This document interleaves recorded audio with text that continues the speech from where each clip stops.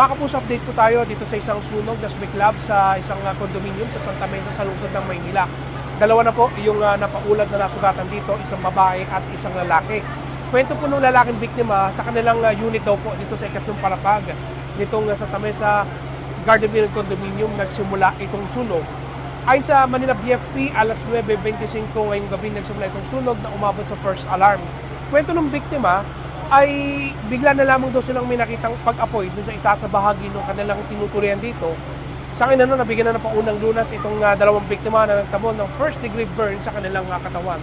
Sa ngayon ituloy-tuloy pa rin yung ginagawang pag-apula ng mga bombero dito nga sa sunog sa isang condominium sa Santa Mesa, Maynila.